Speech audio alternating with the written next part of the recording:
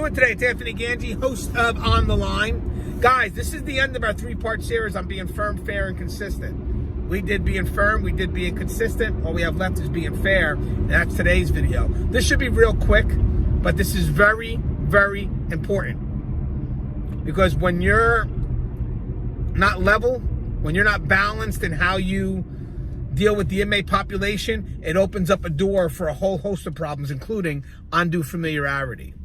So what do I mean by being fair? Well, first off, being fair kind of sets the foundation for being consistent. It gives a level of expectation. Being fair is being objective, doing your job with no bias. If an inmate's entitled to something, they get it. If they're not entitled, they don't.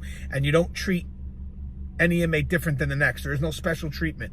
I don't care if they've been your porter for 10 years. I don't care if they've been your porter for 20 years. It doesn't matter. In the end, they're still an inmate and they get treated no different than any other inmate.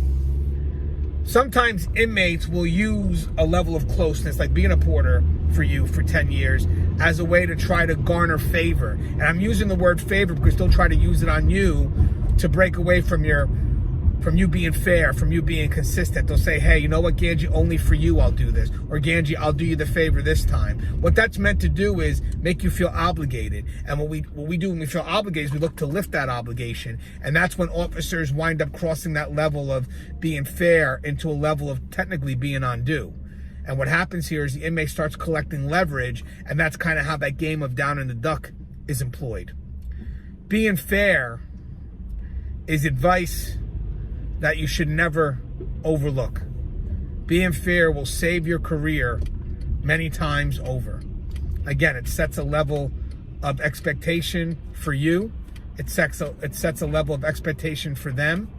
And in the end, it really does draw the line that, hey, no one's going to be treated special here. I have a job to do, and within that prescribed role, if there's something I can do for you, I'll do for you. But if not, I'm sorry, it is what it is. In the end, I'm not going to go out of my prescribed role. And that's the key here. When you start crossing into treating inmates differently, that's when you start crossing into breaking that prescribed role. That's when you start crossing into inmates doing favors for you, in which you wind up feeling obligated and doing favors right back. And next thing you know, your fairness is gone. You're no longer consistent. And trust and believe the firmness is going to disappear too, because that inmate the whole time is starting to collect leverage. And the moment you try to give them an order they don't want to do, and you try to stand by that order and be firm, that's when they're going to get you with the leverage. That's when they're going to say, well, you may not want to do that, because if you do that, I'm able to do this because of you doing these things. As always, guys, this show is On the Line. That ends the three-part series of being firm, fair, and consistent. I would love your thoughts on this. And as always, guys, be safe.